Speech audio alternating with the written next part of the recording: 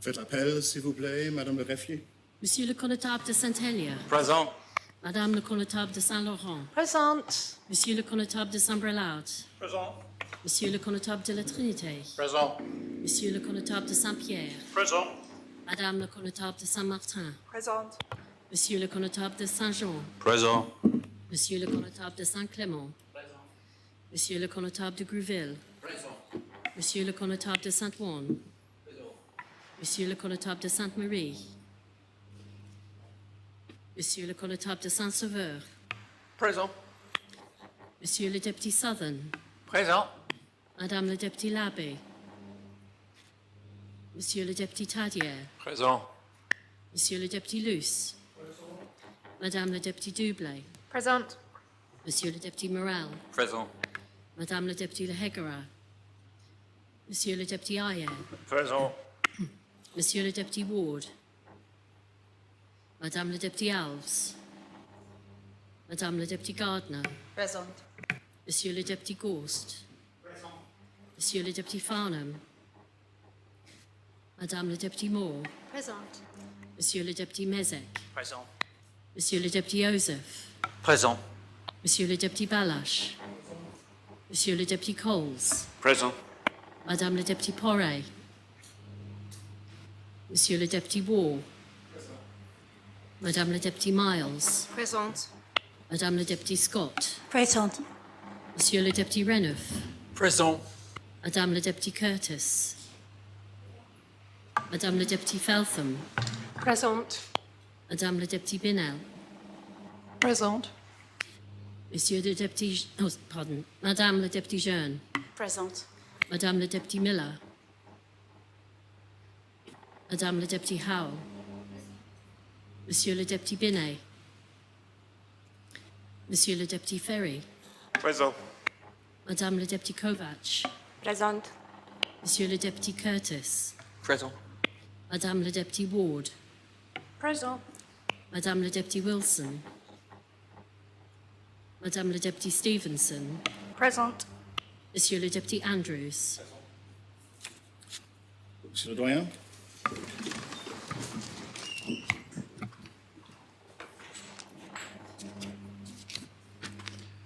Notre aide soit au nom de Dieu qui a fait les cieux et la terre.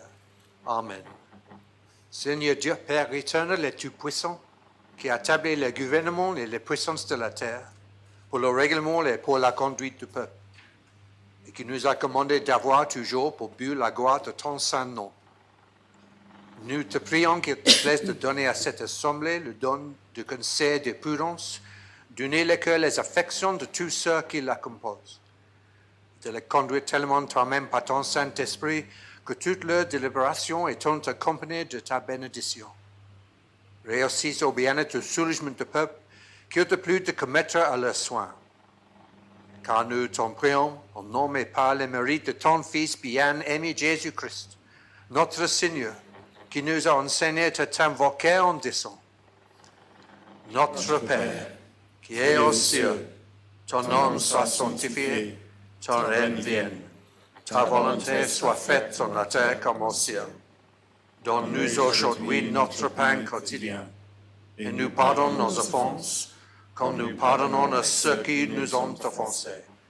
Et ne nous envoie pas en tentation, mais délivre-nous du mal, car à toi est le règne, la puissance et la gloire, au siècle des siècles. Amen.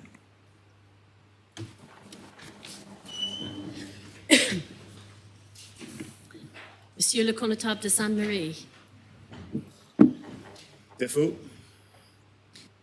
Madame le député Labbé.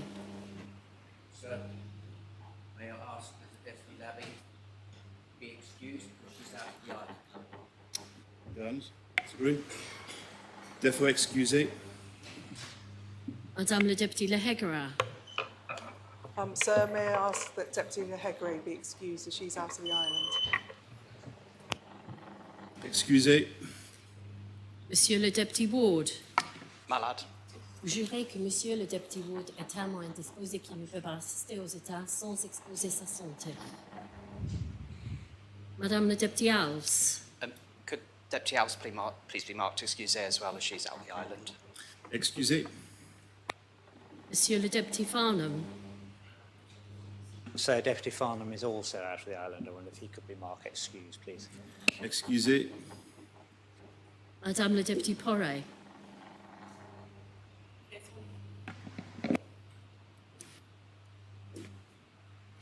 Monsieur le député Binet. Sir, he's on official business at the moment in Northern Ireland. I asked him to be marked as such. State's business. Thank you. Madame le député Wilson. Deputy Wilson is out of the island. Could I ask for her to be marked excusé, please? Excusez. Did you do deputy? Oh, sorry. Madame le député Miller. Sir, Deputy Miller is also out of the island. Could I ask that she be excused, please? Excusez. Les États sont constitués. I would like to commence the sitting today by asking members to stand and to observe 1 minute silence.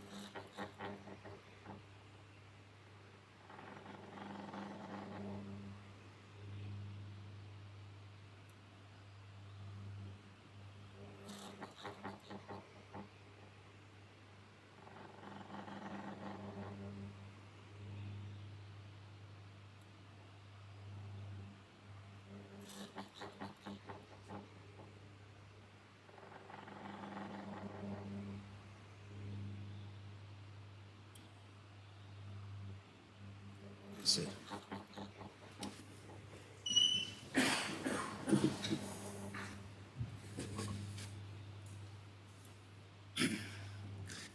Members have gathered this afternoon at the earliest opportunity to pay tribute to the memory of Her Majesty the Queen, a remarkable lady who has been our Queen since 1952 and who has over that time earned the respect of millions.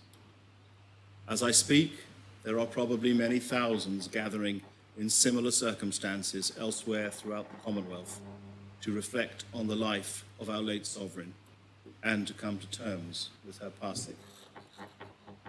There is no doubt in my mind that the people of this island hold a very deep and loyal affection for the late Queen, our Duke, and a regard and respect for her of the very highest order. She has been a constant and central presence in the life of the people of the British Isles generally. Her life has been a life of duty, and I know that there are a great number in our community who would wish to honour her memory as a measure of our collective loyalty to the Crown and in recognition of her service. Her life brought many blessings to us all, and she will be remembered with the greatest of warmth. It is right and proper, along with other communities throughout the Commonwealth, that in Jersey the States Assembly should convene to honour our late sovereign. As a Crown dependency, Jersey has every reason to be thankful for the life of our late Queen and to celebrate her many achievements, personal leadership and charisma that has had such a positive impact on the people of the Commonwealth during the post-war era. She was and is an example to us all, compassionate when needed, resilient when under pressure, gracious, and above all, deeply interested in the lives of her peoples in all the corners of the Commonwealth, fortified in all of her service by her deep faith. She was a modern queen and pioneered a new generation of the royal family. On the demise of her father, King George VI, she had to step in at a young age to take his place when she heard of his death whilst visiting Kenya in 1952 in an official capacity. Later that year, she was crowned Elizabeth II by the grace of God of the United Kingdom of Great Britain and Northern Ireland and our other realms and territories Queen, head of the Commonwealth, defender of the faith. As the longest reigning monarch in the history of the British Isles, the Queen understood better than many the requirement of duty and service to her people, and Jersey was blessed indeed to receive her here on no fewer than 6 occasions during her reign. Without exception, on every one of those occasions, she was warmly received into the heart of our community, and indeed into the hearts of individual islanders, where she was admired and revered for her interest in all things Jersey. Indeed, as our Queen, Notre Duc, her life was both long and productive, and by example to all of us in this chamber who aspire to serve the community, she was an exemplary leader who inspired many. Our thoughts are today with all the members of the royal family at this time of deep sorrow and of profound loss. The island has sent the following message to His Majesty King Charles III. Your Majesty, the Bailiff, the States, and the people of Jersey have received with deep sorrow and sadness the news of the death of Her Majesty Queen Elizabeth II, and wish to convey to Your Majesty and members of the royal family their deepest sympathy at the loss of our beloved Queen. Many islanders recall with great affection Her Majesty's visits to Jersey in 1949, 1957, 1978, 1989, 2001, and her most recent visit in 2005, when she attended the island's 60th anniversary liberation celebrations and unveiled the liberation sculpture on Jersey's waterfront. The people of Jersey will all cherish very happy memories of her visits, which have spanned across many generations of our community, which has been touched by the warmth of her interest in island life.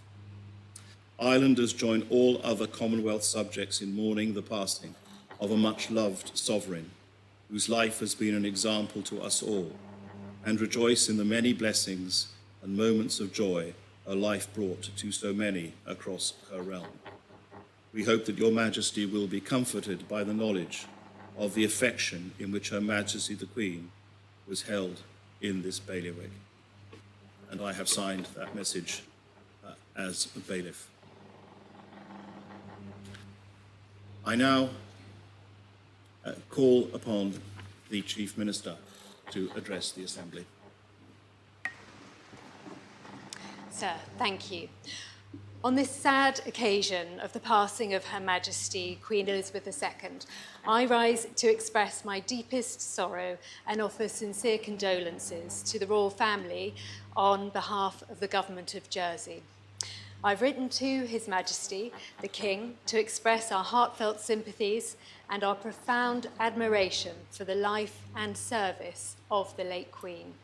I know that all members share the grief that is felt across the island, the Commonwealth, and indeed the world at this unique moment in history. Our thoughts are very much with all members of the royal family as we join them in their period of mourning. Throughout her 7 decades on the throne, Her Majesty, as La Reine Notre Duc, the Queen, our Duke, reflects the 1,000-strong-year relationship between the Crown and our bailiwick, from the time that her forebears were the Dukes of Normandy. The majority of islanders have never known a time without Her Majesty as our sovereign. During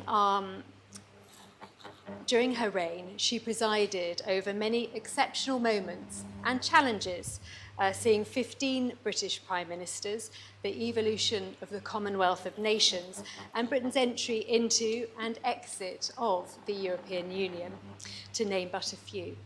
Her Majesty has overseen periods of great economic, social, and cultural change, and throughout her time, the Queen was the embodiment of stability and continuity. Her Majesty was always played a steadying, comforting, calming role during her 70 years as Queen, and her iconic presence was, for many, a defining symbol of Britain around the world. Her annual Christmas addresses, being an established fixture in many households, offered a chance of reflection collectively on the triumphs and tribulations of each year that passed. At times of national celebration, commemoration, mourning, or crisis, Her Majesty always found the words to reflect the hearts and minds of her people. Looking back on her reign as sovereign, one cannot help but admire her strength of character, her sense of duty and judgment, an example that will endure with us all forevermore. Such steadfast commitment to the British family and to the Commonwealth, upon which her legacy is firmly imprinted. We must equally, sir, recognise that the Queen was not and was never solely a representation of tradition, history and stability.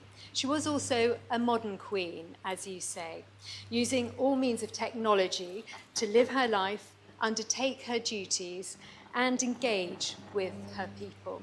She embraced and managed change in a manner which we can all learn from. Closer to home, Her Majesty's reign encompassed 13 lieutenant governors, 9 bailiffs, and 5 chief ministers of our island. She visited Jersey 6 times, first as princess in 1949, when she attended a special sitting of this assembly. A painting of one of those occasions proudly graces the walls of this building, and I have to say it is a personal favourite of mine. In more recent times, Her Majesty returned to Jersey in 2001 and again in 2005, celebrating on the latter occasion 60 years since our island's liberation from German occupation. With her characteristic energy and devotion, so many islanders were able to meet or to be in the presence of Her Majesty on those occasions. I know that many islanders will cherish those memories of those visits, and especially that final visit as we remember Her Majesty today. Sir, I hope that despite the profound sorrow that we all feel on this day, we can look also back at Her Majesty's reign and long record of public service fondly, remembering the inspiring role she played in our lives and the duty she brought to her position. It is for all of those reasons that I've mentioned that the Queen is so respected throughout the world, a fact that has been demonstrated again and so clearly over the past hours. We are, sir, so very fortunate to have lived under her reign, experienced her leadership, and witnessed her service. And that legacy will remain with us all. It will therefore be important for us to properly recognise Her Majesty's glorious reign. As islanders, we have for centuries celebrated our loyal allegiance to the Crown. That loyalty will endure in this new era. In showing our respect and admiration for the Queen, I hope that members will allow me to give a nod to the times that are to come, as I believe Her Majesty would wish. Those of us who have lived during the second Elizabethan era are now, sir, all subjects of King Charles III, or to use the historic term, we are now Carolians. King Charles has been a strong advocate of dealing with many of the challenges we face in the modern world, including climate change, defending nature, promoting agriculture, and enhancing the built environment. These are passions which islanders share with him and which will continue throughout the King's reign, I can assume. During His Majesty's time on the throne, our aspirations will continue to align, and our relationship with the Crown will remain as strong, successful, and important as it has been through those 7 decades.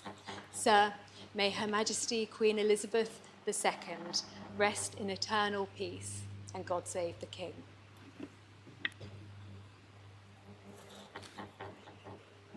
Thank you, Chief Minister. I now call upon the Chair of the Privileges and Procedures Committee to pay tribute to Her late Majesty. Thank you, sir. It is with great sadness that I am standing in the special state sitting to pay tribute to Her Majesty Queen Elizabeth II, who passed away yesterday, ending her 70-year reign as our monarch. Hers was the longest reign of any British monarch and the second longest recorded of any monarch of a sovereign country. This assembly is perhaps best placed to remember Her Majesty Queen Elizabeth II as a leader, a figurehead who provided unwavering consistency in a world that has undergone radical transformation. She understood the role of a constitutional monarch better than anyone else and became a beacon of stoic and principled calm, steadfast in her duty and devoted to her role. But beneath this unwavering loyalty, she was known for being conscientious, compassionate and caring. The Queen embodied the values that made her such an incredible public servant. She built an unbreakable bond with our island and our nation, and it is only right that we celebrate this impeccable achievement in the days ahead. As with so many in this assembly, in this island and around the world, I mourn her death, and I am thankful for the life she lived. Our island is founded on a devotion to public service and our community, and Her Majesty's life was founded on these principles. Hers was a life of dignity, a life of diplomacy, and a life like no other. A remarkable woman who was steadfast and true, and was there for those who lived through the Second World War to the present day. As the Queen said, her beloved husband Philip was her strength and her stay. It is obvious from the outpouring of love and grief that she was our strength and our stay.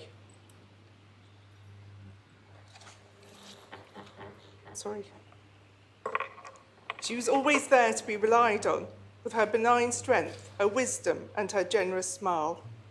We all felt we knew her. I asked my daughter, who was in her early 20s, what the Queen meant to her, and she replied that the Queen was a feminist icon. I'd never thought of the Queen in these terms, but of course she was.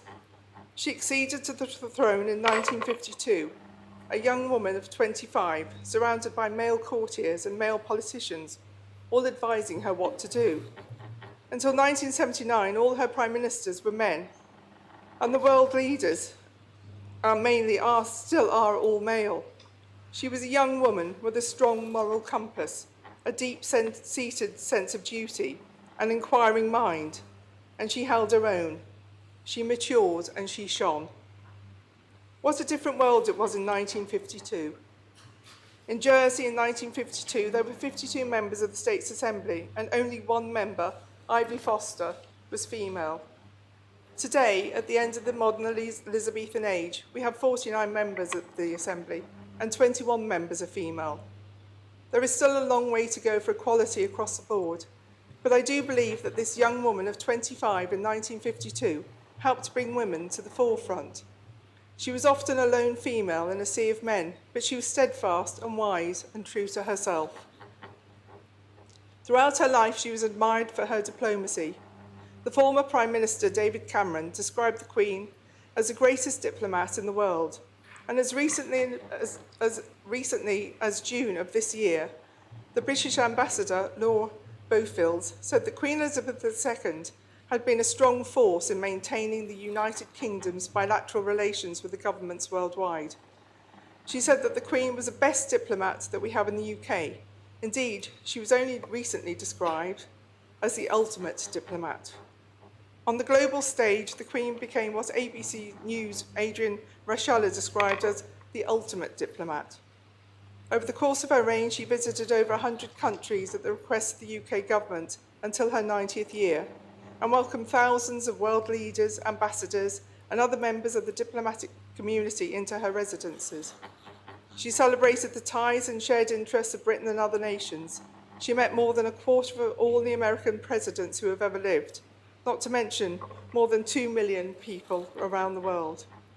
She undertook these duties with aplomb, combining a gift for conversation with a renowned sense of humour. Whilst we, as an island, retain autonomy in government, we owe our allegiance to the Queen and her role as Duke of Normandy. And it is that allegiance which makes our community so deeply saddened by the news of her passing. As I walked into the States building today, I saw the many bouquets of flowers laid down at the steps of the Royal Court, which symbolises our island's loyalty to the Crown and our fondness for the Queen. As our Duke, and as the living personification of the British state, our ultimate constitutional arbiter, she signed the Assembly's legislation into law, never failing to recognise our fundamental rights to self-determination and self-governance as a dependency of the Crown. The Queen achieved a democratic role by eschewing intervention and allowing the people to take a lead on even the most fundamental constitutional issues. In some ways, she provided that essential distinction between politics and everyday life that you often need somebody to look towards, not for answers, but for resilience and unwavering determination. Here, in Jersey, I'm sure many of us are remembering Her Majesty's royal visits, which have been such memorable events, honouring the work and achievements of our community. The Queen visited Jersey on various occasions during her reign. Her first direct contact with Jersey came about while she was still Princess Elizabeth. After the occupation had ended, she appreciated the privation and in many cases the starvation that had been suffered by so many islanders. And she sent pots of honey to all school children. Rationing was taking place, and to have received a sweet treat must have meant so much. During the Queen's visit in 1978, to mark her Silver Jubilee in 1977, the Queen attended a special city in the States, and Ken Howard, R.A., was commissioned to paint a commemorative painting for the city. Almost next to where I'm standing today sat my father, and he is in that painting. The painting hangs on the bend of the stairs to this assembly. My father loved the Queen, he held her in great esteem, and he was also born in the same year, 1926. I look at that painting when I have a major speech to deliver, and I looked at it today.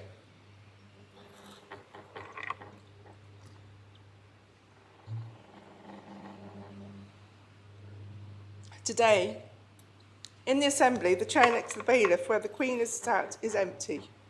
And today there is a great sense of emptiness, that someone so constant in our lives is gone. Sorry. Her Majesty's most recent visit was May 2005 to mark the 60th anniversary of our liberation from German occupation. During that visit, she said to the Bailiff, "I'm delighted to be able to join you for these celebrations. May I express the hope that your freedom, which you are celebrating today, will continue to inspire you in the years ahead." And I feel she has inspired us. With her steadfastness, her quiet strength, and her unwavering dedication to her country. In May this year, Her Majesty also wrote a letter to the people of Jersey, sending her warmest greetings to mark the 77th anniversary of the island's liberation from occupying forces. As part of the celebrations for her 70th Jubilee, her son, Prince Edward, visited the island and met with survivors of the occupation. I sat with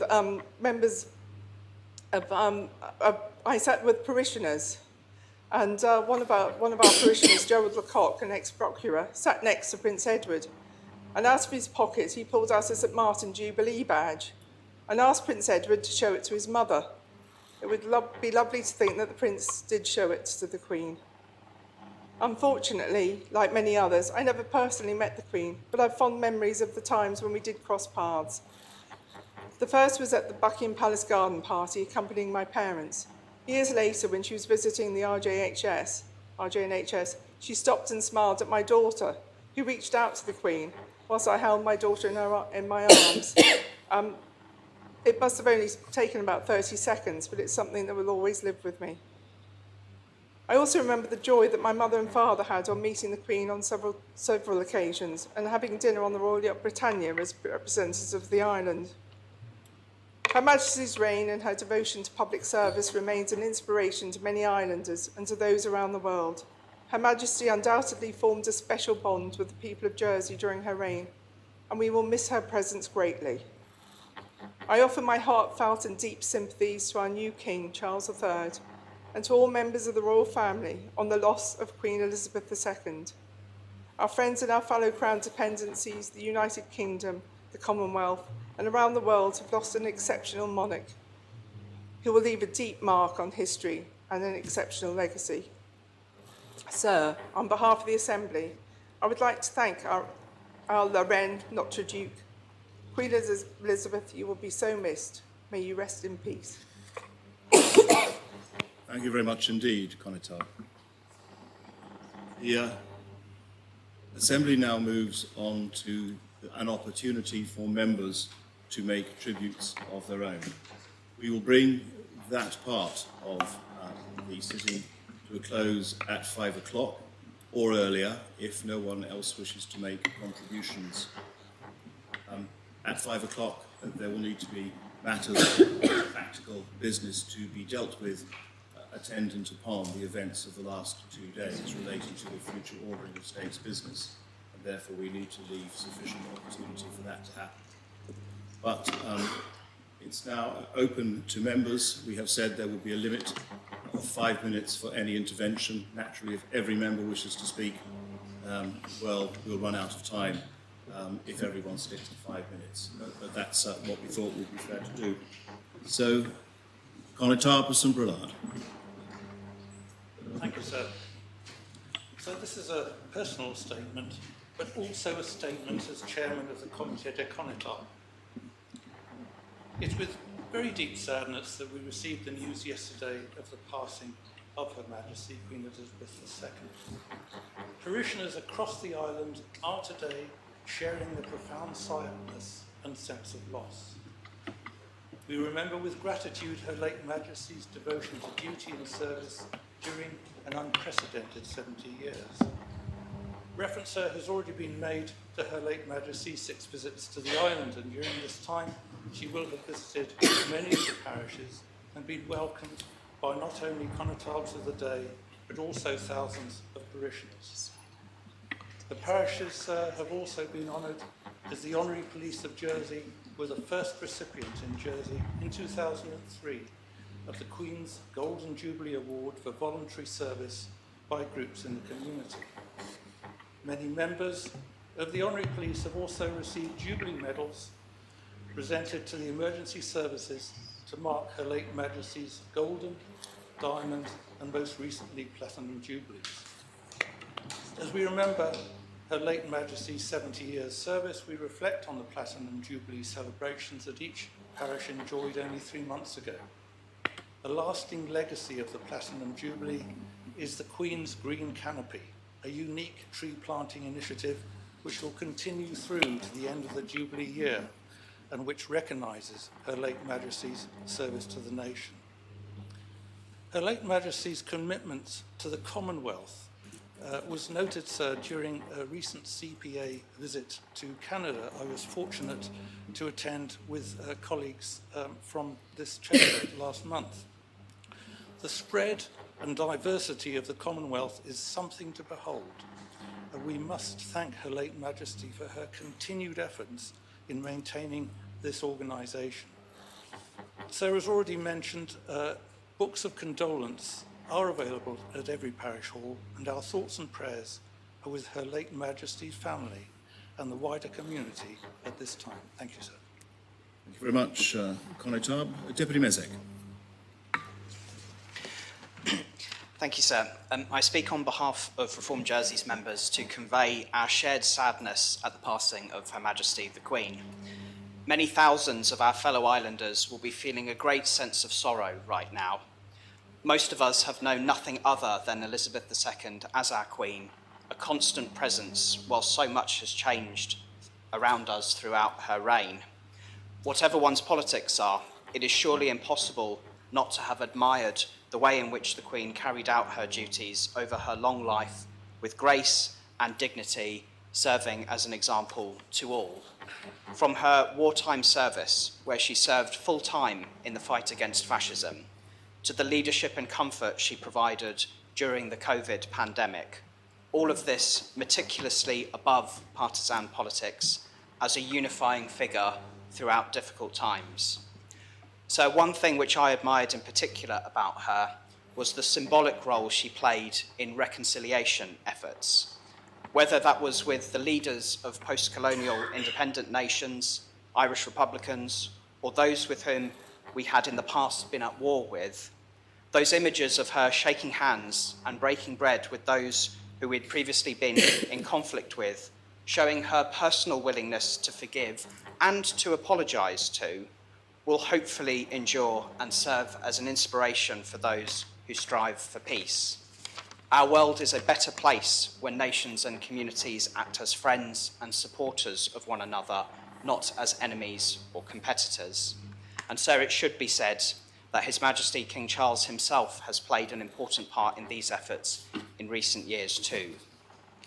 The sense of grief and loss that we feel at a time like this is both collective and deeply personal, but it's also tempered by a huge feeling of gratitude for a life well lived and a blueprint for service and selflessness that can be a model for all of us, as well as one of hope for the inevitable challenges in the future. So on behalf of my colleagues in Reform Jersey, I extend our sincere condolences to the royal family, but also our thanks and recognition for Her Majesty's 7 decades of service as monarch and duke. Thank you very much, Deputy. Deputy Kovacs. Thank you, sir. Sir, I want to pass on my respect and sympathy to the royal family and everyone in the UK and the Commonwealth on the very sad loss of Her Majesty Queen Elizabeth II, who devoted her whole life to public service. I also want to join the Romanian representatives from UK, Romania, and other parts of the world that transmitted their sympathy messages by expressing our deepest condolences and admiration for the iconic Queen on behalf of the Romanian community in Jersey. Her memory will forever remain in people's conscience all over the world as a remarkable personality and will be greatly missed. May she rest in peace. Thank you, Deputy. Deputy Miles. Thank you, sir. As Minister for Home Affairs and on behalf of all the Justice and Home Affairs services, the States of Jersey Police and the Jersey Field Squadron, I'd like to express my sincere and solemn condolences to the royal family. The uniformed services and armed forces share a special connection with the Crown, and we share in the profound sadness felt across Great Britain and the Commonwealth at this heavy loss. The Queen embodied a dedication to national service that has been, and will, I am sure, remain truly unrivaled. Her sense of duty and personal sacrifice will serve for generations as a model of exemplary public service. Her legacy will continue to inspire us as we act at all times to serve our community. In a personal capacity, I'm sure that I wouldn't be standing in this assembly today if it were not for Her Majesty. Her commitment to raising the status of women across our community and indeed the Commonwealth meant that we had both a champion and a role model. Her values of trust, honesty, integrity, and above all community have influenced my life, whether as a young girl in the Brownies and Girl Guides where I promised to serve my Queen and my community and help other people, to my charity work, to the oaths of office in relevant public service roles. And I hope that young women today will come to understand the very important role that our Queen had in promoting women's leadership during her long and prosperous reign. La Reine, notre duc, may she rest in peace. Thank you very much, Deputy. Deputy Dublé. Thank you, sir. I join my colleagues in expressing my heartfelt condolences to the royal family and to all who knew and loved the Queen. The Queen leaves a vast and varied legacy behind her, and she was a symbol of many things to many people. And as others have mentioned before me, she was in many ways the ultimate feminist icon, and without a doubt a huge inspiration to women and girls across the United Kingdom, the Commonwealth and beyond.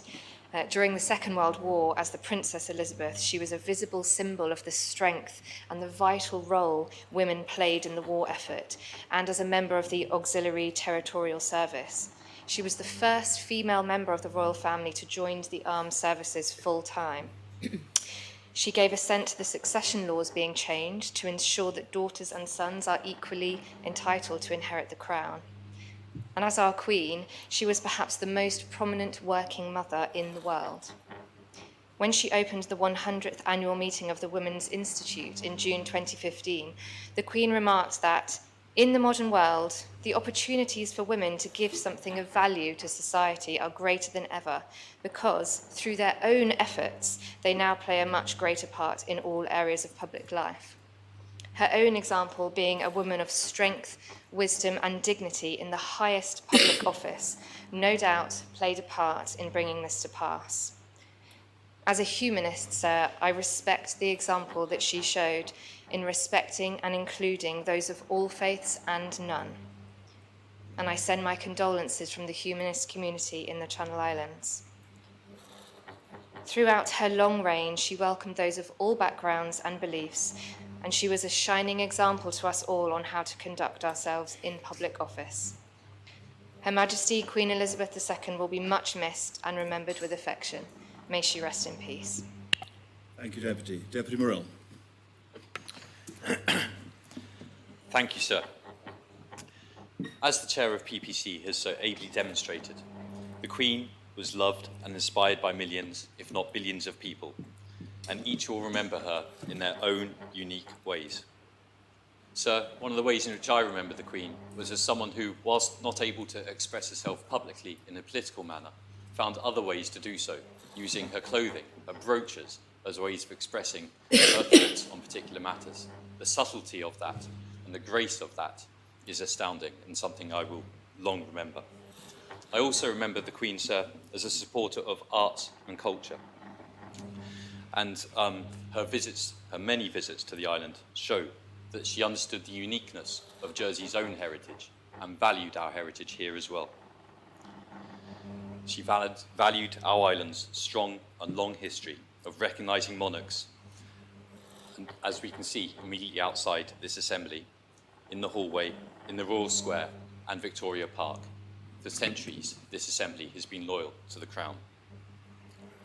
Most recently, sir, the Queen, always someone to embrace the new, agreed in 2004 to sit for an innovative portrait that was commissioned by the Jersey Heritage Trust and created by the artist Chris Levine and the holographer Rob Mundy.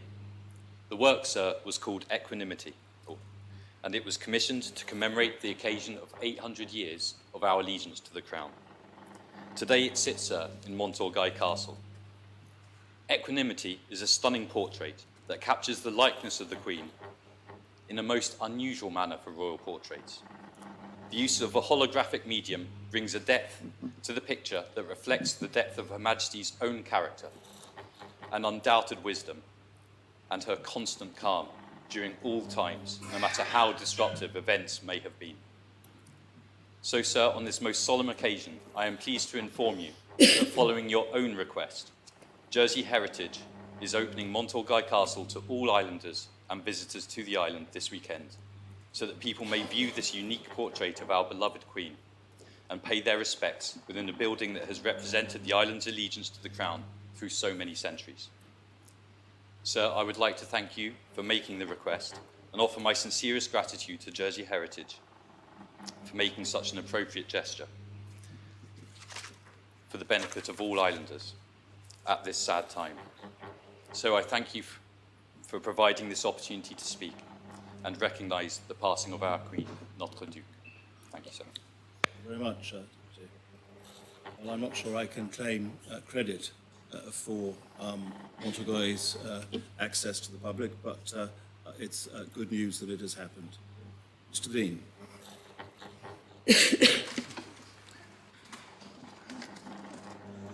Thank you, sir. I fear I may repeat some of the phrases already spoken, but this, to my mind, simply underscores the qualities that Her Majesty, our late Queen, embodied. and I'd like to speak on behalf of the faith communities in the island in paying tribute.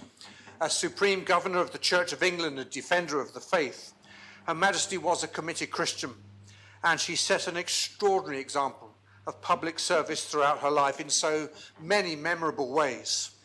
She made it her task to be an example of consistency and constancy in a world that is simply unrecognizable from 1952, as the chair of PPC reminded us when she acceded the throne. She was a monarch who was steadfast and dependable, and who brought a sense of continuity and stability to us all. As the Archbishop of Canterbury said, through times of war and hardship, through seasons of upheaval and change, and through moments of joy and celebration, we have been sustained by Her Majesty's faith in what and who we are called to be. After the sad news of the public announcement yesterday, all of us who are Elizabethans, yes, all of us, will have felt that sense of seismic shift, that the societal building blocks upon which we have built our lives will somehow never quite be the same again. Her Majesty leaves the most extraordinary legacy of faith, of selfless service, courage, resilience, duty. Her acting abilities with 007 and more recently Paddington Bear. Her sense of humour. The Bishop of London recalls a story where he once asked Her Majesty what style of worship she liked. She said, "I don't mind whether it's high church or low church. What I really appreciate is short church." Her Majesty will be remembered with great affection by the faith communities of Jersey, and we join with many others in expressing our thankfulness to God for her life. May she rest in peace and rise in glory, and may God save the King. Thank you very much, Dean. Deputy Gardner. Thanks, sir. I will join my colleagues and would like to express my condolences on behalf of children and young people of this island. I'm deeply saddened by the passing of Her Majesty Queen Elizabeth II. My thoughts are with everyone affected by this very sad news, especially with the royal family. Yesterday morning, we saw pictures of her great-grandchildren holding hands with their parents on their first day of starting the new school. Those will have made everyone smile. To then hear only a few hours later that the Queen had died is truly heartbreaking. And my heart went out to all of her family. We're entering a period of national mourning. Like all of us, our children may be sad and may find atmosphere unsettling and certainly quite confusing. Only a few months ago, those same children were taking part in lessons across our schools to mark the Platinum Jubilee. Today, they have faced the news that our longest reigning monarch, who has been present in all our life, has died. The educational department and team offering the support. Today, we would like also to remember the all contribution and extraordinary reign that we know. In all 6 visits that were mentioned previously, Her Majesty always remembered to find time for children and young people. She met children at Granville, participated at the Children's Tea Party, and another visit presented Queen's Medals at the Victoria College. She opened Jersey College for girls. She opened our library. In 2022, some of our schools took also part in Queen's Green Canopy tree planting initiative created to mark Her Majesty Platinum Jubilee, which invited people from across the UK to plant a tree for their Jubilee. The youth service also has amazing Crabbit that was funded from the Jubilee Fund, and our children and young people enjoying activities thanks for this.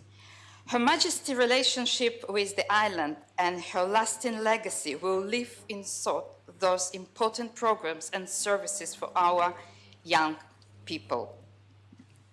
My thoughts and condolences are with her family as they mourn the loss of their mother, grandmother, and great-grandmother, as well as with islanders during this sad time. Her Majesty the Queen Elizabeth II, you will be greatly missed. May you rest in peace. Thank you very much, Deputy. Deputy Renouf. Thank you, sir. I stand to express my profound sadness at the death of Her Majesty the Queen and to express my sincere condolences to the royal family on their loss. When you stand for election, people tell you to expect many things, and you imagine lots of different scenarios. But it is safe to say that I never expected my first speech after my nomination as minister would be to pay tribute to Queen Elizabeth, our sovereign and our Duke. And yet, in a strange way, I should perhaps have been prepared for this moment. When I began my TV career on Newsnight, one of the stranger rituals into which we were inducted was to be brought into the office at the weekend to rehearse a broadcast following the death of the Queen. I have to say it was a weird business, for suddenly you became aware that all sorts of significant people had given pre-recorded interviews paying tribute to a person who had not yet died as contributions to films that may never be shown. And these interviews had, of course, all been authorized by the palace. And it's just one way in which the life of a monarch is so very different to the life of every one of us. So I have one story to tell about the Queen, but it does perhaps capture, I have only one story to tell about the Queen, but it does perhaps capture something of her importance in our collective lives, and certainly in my life. 5 years ago, I was catching the train from London to Taplow, a small rural station that was the closest to our then home in Cookham.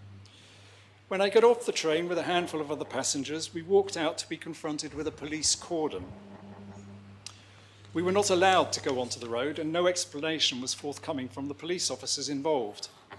I guessed it might be that Theresa May, our local MP, and then also the Prime Minister, was driving by.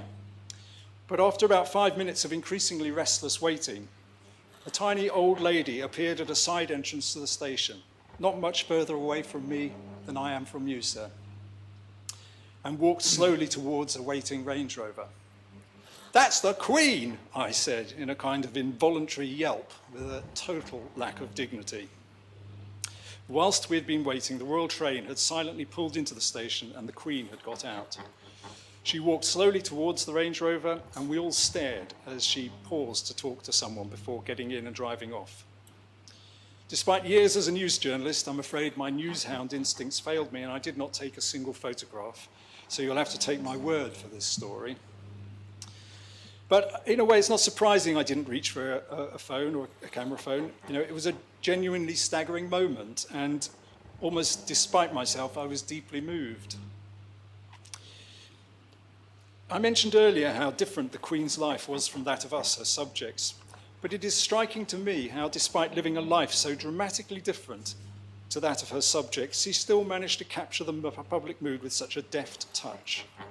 She was able to find phrases and express thoughts that reflected back to us what we were thinking and feeling, but did so in a way that added to our sense of collective identity. I think, for example, of her invocation of the wartime phrase, "We'll meet again," as she spoke of the impact of COVID on all of us. That ability to connect the past with the present, which made her such a powerful symbol of continuity and continued relevance. I would like, sir, to finish with two quotes that I think in different ways reflect on the Queen as a person. In 2008, she opened a new building at the LSE in London. The conversation turned to economics and the financial crash that had just happened. Why, she asked, had no one seen it coming? It's a non-political question, of course, scrupulously impartial, and yet utterly lethal. You could say it was the demolition of an entire generation of economists. Not a bad trick to pull off as an apolitical head of state. But finally, I think the comment that struck me most was one the Queen made in a Christmas broadcast in the late 1950s. Not least because I like to think that perhaps she had the Channel Islands also in her mind when she gave it. I cannot lead you into battle, I do not give you laws or administer justice, but I can do something else. I can give you my heart and my devotion to these old islands and to all the peoples of our Brotherhood of Nations. Sir, I pay tribute to a lifetime of self-sacrifice, self-discipline, and extraordinary service. Thank you very much, Deputy. Deputy Stevenson. Thank you, sir. A mother, grandmother, great-grandmother, a cherished sovereign, and an inspiration around the world. Queen Elizabeth II meant a lot of different things to a lot of different people, and we will all remember her in our own unique ways. To touch on just one aspect of this extraordinary woman's life and commitment, as the island's political representative for sport, I would like to pay tribute to Her Majesty as one of the world's greatest sporting champions. She may not have won Olympic accolades personally, as others in her family have, but she tirelessly championed sport throughout her reign, inspiring all ages and abilities and bringing people together in a way that only she could. Of course, horse racing was always her greatest sporting passion, but that is just part of the story, and it would take far longer than the 5 minutes I have to list all the very many ways she was involved with sport during her long life. But here are a few.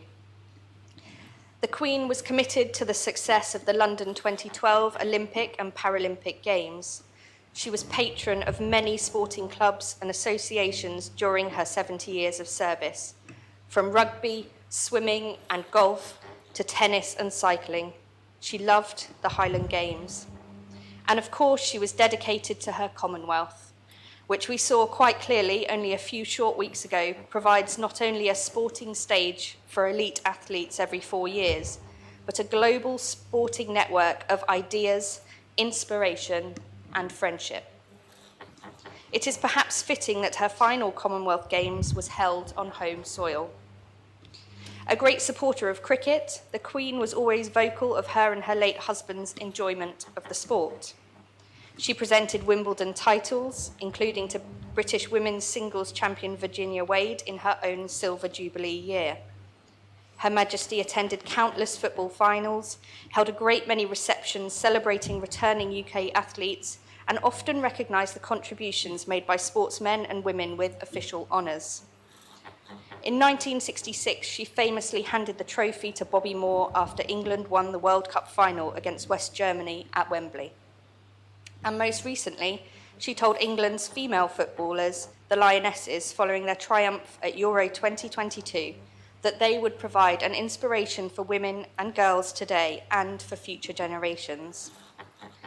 There are many quotes from Queen Elizabeth II circulating today as we remember the life of this great monarch. But one about sport stands out. Sport, she said, has a wonderful way of bringing together people and nations. Indeed it does, Your Majesty, and so did you. From Jersey's sporting community and the people of my constituency in St Mary, St Juan and St Peter, thank you. God save the King. Thank you, Deputy. Deputy Luce. Thank you, sir, and could I add my own heartfelt and deepest condolences at this time of mourning across the island and country to the royal family, because as Deputy Stevenson has just said, Her Majesty was a mother, grandmother and great-grandmother. So it's only a short time, just a few days ago now, that we looked so keenly at the photographs of Her Majesty welcoming her new Prime Minister to Balmoral Castle. I thought to myself how frail she had become recently, but how happy and content she looked with her welcoming smile, clearly delighted to meet the leader of her next government. How unexpected it was then to hear the news that followed shortly after of her cancelled meetings and early yesterday of the concerns of her health. How desperately sad it was to hear and to receive the news that we all feared was coming of her passing, the passing of our beloved sovereign, Queen Elizabeth II. As our Queen, Notre Duke, she was our leader in so many ways, But she did not just lead us. She listened to us. She advised and comforted us. She inspired us and encouraged us. We mourned with her, empathized with her, and we celebrated with her too. The attributes of Her late Majesty are far too many to try to list here, but above all, I would single out her sense of duty as something that stood out for me above all else. When she addressed the Commonwealth on the occasion of her 21st birthday, she dedicated and devoted her whole life, be it long or short, into the service of us all. Service, sir, is the word I will remember, the word I will forever associate with our late Queen. She never faltered from that dedication she made so many decades ago now. She never failed to be there for us. She was true to her word right to the very end, fulfilling her duty to us all, wherever we were, until only hours before she left us. Her selfless devotion to the people of her country and Commonwealth is something that I will always remember. Thank you, sir. Thank you very much. Untitled St. Lawrence. Sir, on behalf of the parishioners of St. Lawrence, I'm saddened to extend condolences to His Majesty King Charles III and to members of the royal family on the sad loss of Her Majesty Queen Elizabeth II. It is a privilege, sir, to remember with thanks her long life and dedicated service to us all. Hers was indeed a life well lived. May she rest in peace, as we now say, long live the King, Notre Duke. Thank you, sir. Thank you. Deputy Ward.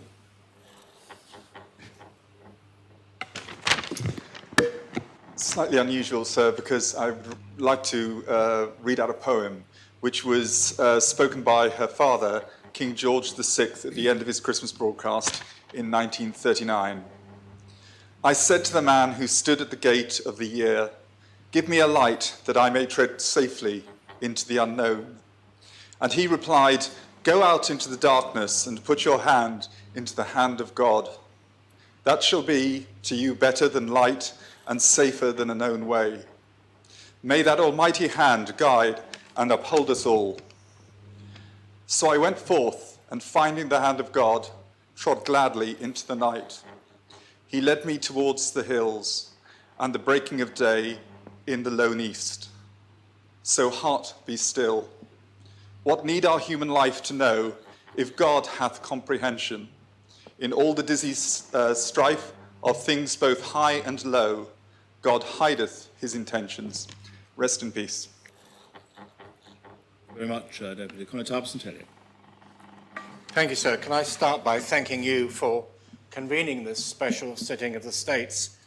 And I must say that the arrival of the mace in its shroud was particularly shocking and brought home to me very powerfully the solemnity of this occasion. Her Majesty the Queen was the epitome of commitment to public service, inspiring generations of Jersey people to dedicate at least some of their lives to serving their fellow islanders. The tradition of honorary service in the parishes is at the heart of what so many individuals do when they take their oaths in the royal court, to serve in the honorary police or to fulfill other parochial roles.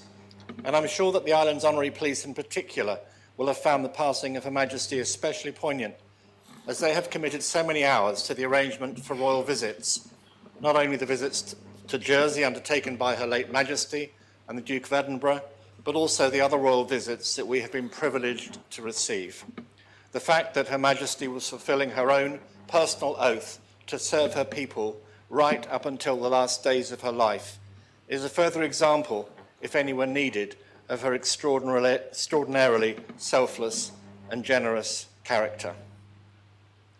Her Majesty last visited the island for the 60th anniversary of our liberation on the 9th of May 2005, and I was honoured to be invited to introduce her to some of my parishioners, as well as to the Burgermeister of Bad Wörzek in Germany and his wife, who were visiting Jersey at that time, following the signing of the twinning agreement with St. Helier in 2002.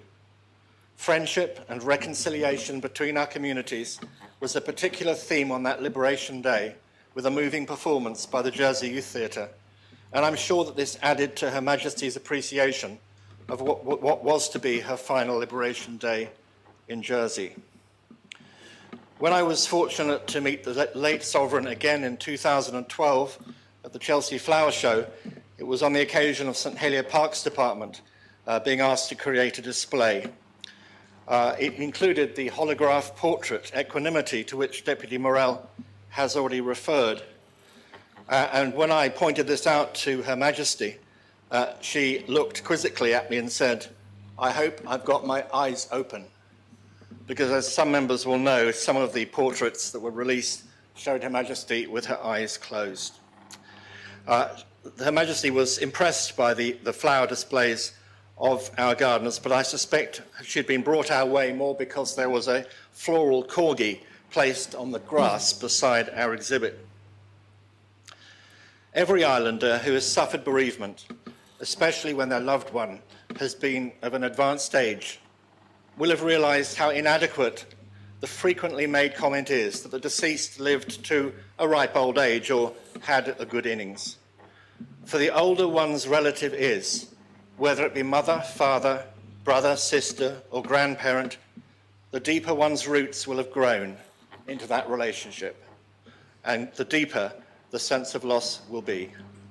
Therefore, as well as wishing to express my gratitude for her 70 years of absolutely exemplary service, I wanted to express my sense of loss at the passing of the Queen, which I'm sure is shared by all of my parishioners, and to convey our sincerest condolences to the royal family. Thank you, sir. Thank you very much, Commissar. Deputy Hull. Thank you, sir. I wish to reiterate all that has been said, while sending our deepest condolences to all the royal family. I wish to thank Her Majesty for all that she has done and for the amazing legacy that she leaves behind. For a long life, well lived in the service of others. May she rest in peace, and God save the King. Thank you, sir. Thank you very much, Deputy. Deputy Jean. Thank you, sir. I would like to add to the outpourings of condolences and offer my sincere sympathies to Her Majesty's children and wider family as they grieve. The Queen has been a constant thread running through all our lives, demonstrating the importance of devoted public service, quiet leadership, and a role model for women and girls around the world. She led to serve, carrying out vital duties up until her final moments. She is and will be for always an inspiration to us all. Her Majesty has earned her rest. Thank you very much, Deputy. Deputy Bailiff. After so many eloquent tributes from you, from the Chief Minister, and from other members, there may seem little to add. But I would like to say a few words, both as leader of the Jersey Liberal Conservatives and as one who had the honour to occupy your office during the royal visits of 2001 and 2005. Both visits were truly splendid occasions when the people of Jersey turned out in their thousands to welcome their sovereign. The late Queen demonstrated all those attributes of dignity, wisdom, and serenity which we had come to associate with her. And she also, sir, had a deep appreciation of Jersey's special relationship with the Crown, of our attachment to our autonomy, and of our constitutional history. In 2005, some suggested that there should be no flummery and that the appropriate toast to the Queen was simply the Queen. I declined that advice, and proposed a toast to La Reine Notre Duc. And the Queen beamed in appreciation because she understood our history and understood that she was our Queen because William, her ancestor, as Duke of Normandy, had triumphed at the Battle of Hastings. She appreciated the links of kinship and language with our Norman neighbours. In 2001, the then president of the Département de la Manche, President Senator Jean-François Legrand, came to Jersey for the royal visit, and I introduced him to the Queen as our close friend and cousin. Her Majesty chatted for a few moments to him in French, and afterwards the Normandy newspapers were absolutely full of it. I think that Jersey received more positive publicity in France from that encounter than at any other time. Republican France loved and admired the Queen, as do we all. Thank you very much, Welsh. Does any other member wish to speak? Yusuf. Thank you, sir. Sir, I rise as a proud resident of St Saviour, but also the individual discharging this Assembly's responsible as Minister for External Affairs. St Saviour is the proud place where it is the home of her personal representative, the Lieutenant Governor. And it is, of course, perhaps for St Saviour residents, regarded as the place where Her Majesty has had an official residence when she has graced us with her visits over the years. I recall the visit of Her Majesty as a boy in 1978 to mark her Silver Jubilee. And I still keep the book that all the children and the primary school children, together with my twin sister, were given. I still keep that book today. I was privileged to be presented to Her Majesty as Treasurer of the Royal Jersey Agriculture and Horticultural Society in 2001, when she opened the Royal Jersey Showground. On that day, without a wife or children of my own, I was permitted to have my eldest godson with me, a young Frenchman, aged 10. He remembered that visit and his encounter with Her Majesty most fondly. In fact, he texted me today and asked me for a photograph because it was so important. Her Majesty gave what is perhaps the most important gift that one can give, which is time. Time with so many millions of people on so many occasions around the world. Meeting the Queen was an important part, those of us who have had it, an important part which we will never forget. Her Majesty's Christmas addresses have been referred to by others and were and are an important part of the celebration of Christmas. In one Christmas address, she spoke of the importance of giving. She said the pleasure is in giving, and that is what our Queen was about. She gave of her service, she gave of her time. Like many islanders, I have sung proudly the national anthem. Singing the national anthem is an important and meaningful way in which we express our general loyalty to Her Majesty. It is a confirmation of what Queen Elizabeth meant to us. It is a Christian affirmation, but it is also something which she regards as defender of the faith, but it is also worth saying the importance and respect that she held for other faith groups and communities around the world. The second verse, sir, is perhaps particularly special because it is, and it states, the prayer to Her Majesty that she will defend our laws.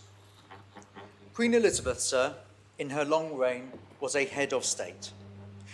Throughout that long reign, however, she never really entered the political debate. We don't know what the conversations she had with her prime ministers. but all that did have them were honoured to have had them and report the immense wisdom that she was able to give. Her Majesty was a diplomat, a colossus on the world stage. I say to visitors unfamiliar with monarchy that she had all of the power, but none of the power, but all of the power. And the reason why I say that is she expected democracy to be discharged in that second giving that power. She is the monarch that assents personally and did throughout her reign to our laws. She delegated her power to parliamentarians such as ourselves. She steadfastly throughout her long reign upheld the principles of democracy, the rule of law, and in her coronation, as she stated, the fair administration of justice. During her long reign, the countries that initially were crowned, that she was crowned as queen, have evolved. I was privileged to attend the last CHOGM, Heads of Government meeting that she attended. She played great importance on the Commonwealth. She believed and meant that the Commonwealth should adapt and change, but she had a striking and important international perspective. She wanted her Commonwealth and made it a place that could foster international cooperation, trade links, and unity of the people of 56 countries, spanning many countries and cultures, over 2.5 billion people around the world. I'm sorry, Deputy, that is over 5 minutes. Thank you, sir. May she rest in peace. Deputy Gorst.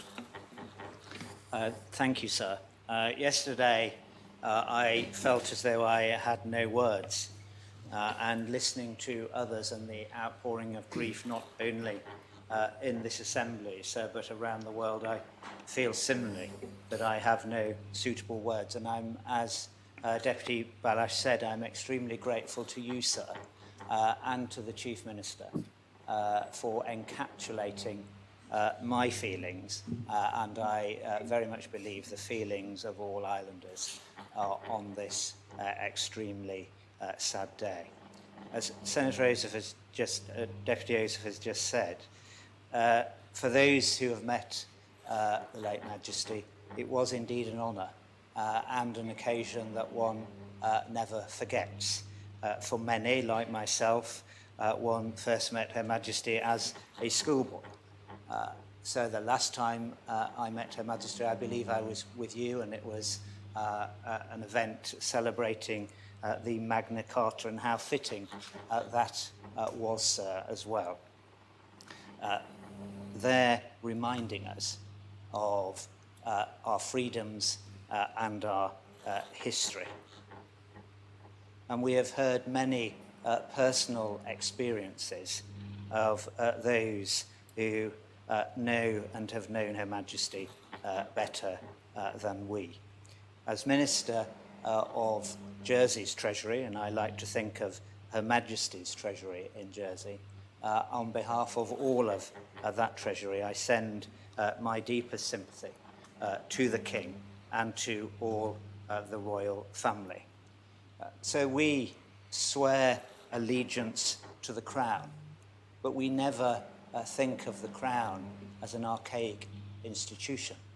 We have always brought to mind the embodiment of Queen Elizabeth in the swearing of that allegiance, because she did indeed embody modern constitutional monarchy. She gave a human face to our commitment and our devotion and our dedication.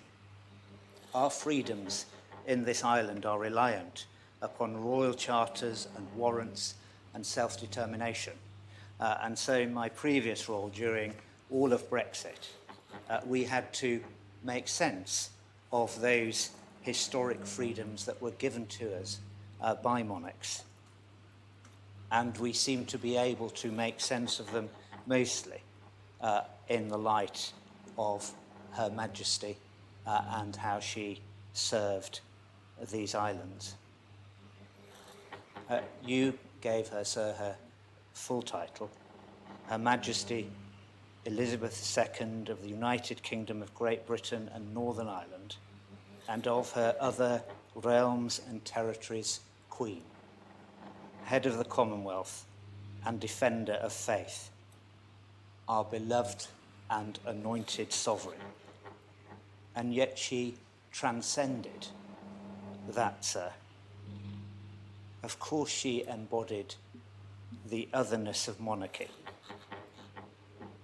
And yet each one of us here, and all Irelanders and millions around the world, feel as though she was a person that we knew.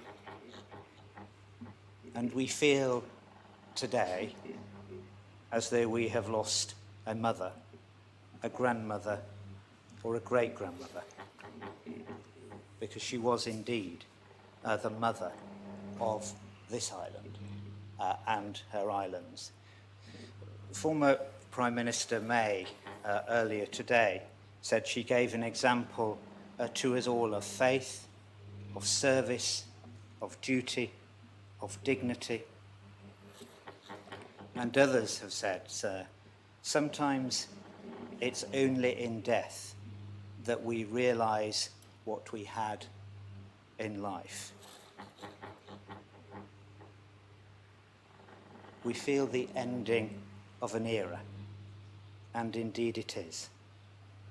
And I hope and pray, sir, that as a new chapter opens in this island and in these islands, we will take to heart all that Her Majesty taught us, and members have ably described all that she taught us by how she served us. And I hope that we can come together in our grief, saying we will not forget the example that she set us. I will have to ask you to bring your words to an end. Rest in peace. God save the King. Constable St Saviour. Thank you, sir. As Constable of St Saviour, sir, may I also extend my sincere condolences on behalf of the people of St Saviour to His Majesty King Charles III, sir. I hadn't prepared a speech for today, sir, but if I may, I would like to relay a story of when I joined this assembly as a very young deputy, and I was sent to Westminster on a training course to learn more about scrutiny and select committees, etc. And whilst in Westminster, I was handed a note by one of the court ushers in all their regalia, and it said simply, Clarence House tonight, 7:30, black tie. I duly obliged, as it was Commonwealth Day, and as I went through security, I then went through the big oak doors, and there was a beautiful marble foyer, and I could see as the doors of the ballroom were opened, all the heads of state of the Commonwealth were there in all their fine robes. And I remember thinking at the time, this must be a mistake that I'm here, and they'll find out soon enough. A waiter came across with a tray of drinks, and as I was about to take one, an usher took my arm and said, "No, sir, not you, not you." And I thought, my goodness, they're on to me. So I was led into a side room and stood in a corner, looked up and down, and said, "Yes, excellent, sir. When Her Majesty takes your hands, you bow from the neck, and you address this, Your Majesty. Thereafter, it's Mum. If His Royal Highness Prince Philip takes your hand, it's good evening, Your Royal Highness. Thereafter, it's Sir. Here they come now. Good luck." And I was quite stunned as Her Majesty the Queen came in and shook me by the hand. And Her Majesty has this wonderful, wonderful skill of putting someone who's very, very nervous at ease. And we spoke for about 3 or 4 minutes, and it was absolutely delightful. And I remember thinking at the time, it's a pity my parents are not alive to see this. But I also thought people of my age, who sadly do not have their parents, take solace in the fact that Her Majesty the Queen was a mother to us all. Thank you, sir. Very much, Constable Trinity. Thank you, sir. On this day of national mourning, it's difficult to know what to say when so much has already been said. On behalf of our community, I can only convey our deepest and heartfelt sorrow at the loss of such a gracious and hard-working lady, who during her 70-year reign has given unselfishly so much dedicated service. Her passing will leave a gap in all our lives, and we send a heartfelt sympathy to the royal family at this difficult time. May she rest in peace, and God save the King. Thank you very much indeed, Conatile. Does any other member wish to speak? If no other member wishes to speak,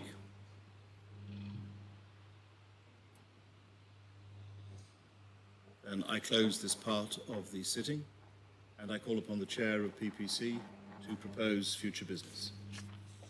Thank you, sir. I met with the Bailiff and Chief Minister earlier this afternoon to discuss arrangements for next week.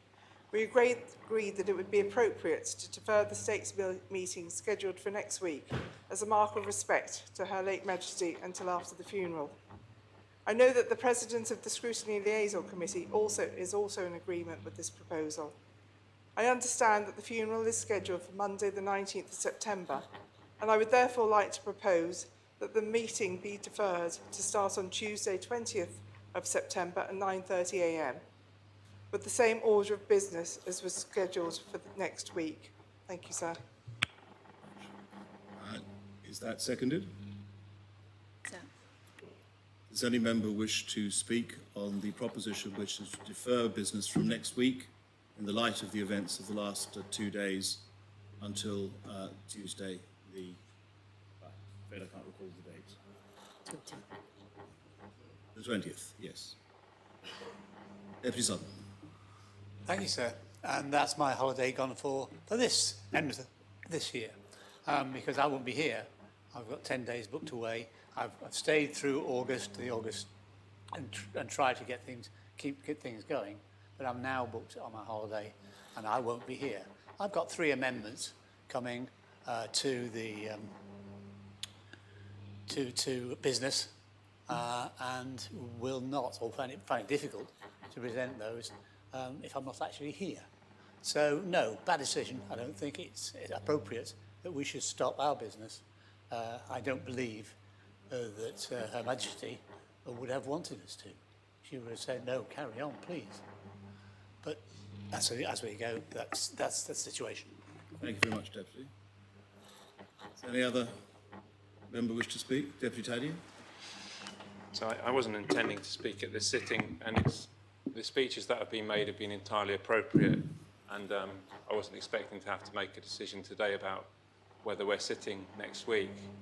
But I don't see the rationale by not sitting that it's somehow showing respect. And we now have a 3-week cycle, and all of our business should be done well in time for the arrangements that we may all wish to view or attend. So I think we've been put in an invidious position here, and I'm not clear why we're not sitting next week. I think we should. It makes more sense to sit next week, get our business done, so we can then have a clear window in which to properly reflect and partake in the collective mourning, sir. Okay, please, any other member wish to speak? If no other member wishes to speak,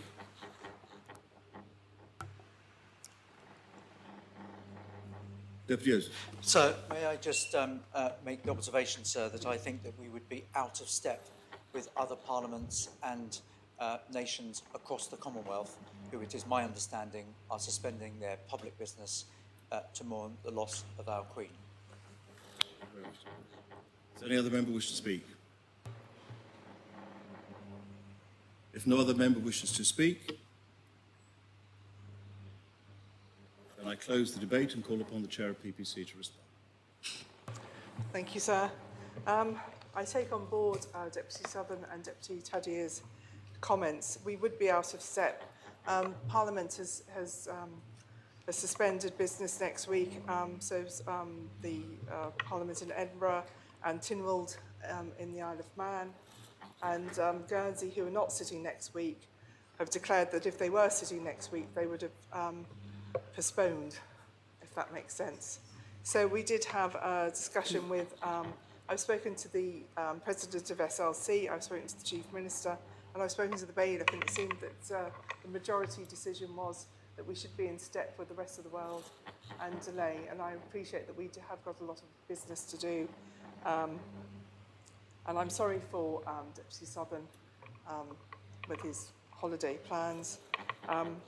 But I do feel that we would be totally out of step if we do sit next week. And I did take a lot of soundings. So I propose that we still sit on Tuesday the 20th of September.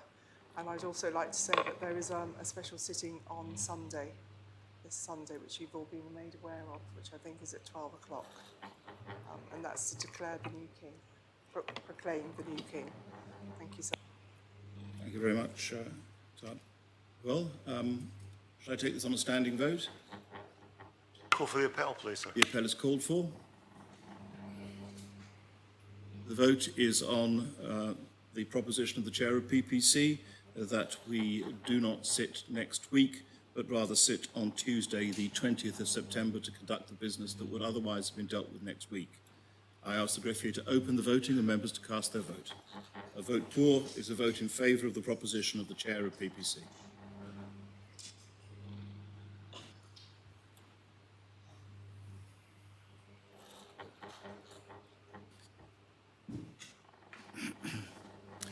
If members have had the opportunity of casting their votes, then I ask the greffier to close the voting. The proposition has been adopted, 35 votes pour, 2 votes contre, 3 abstentions. Accordingly, the States will not sit next week, but will sit instead to conduct the same business on Tuesday morning, the 20th of September. That concludes a business before the Assembly today, and accordingly, on this sad day of reflection, we stand adjourned until noon on Sunday for the purposes of dealing with the proclamation of accession.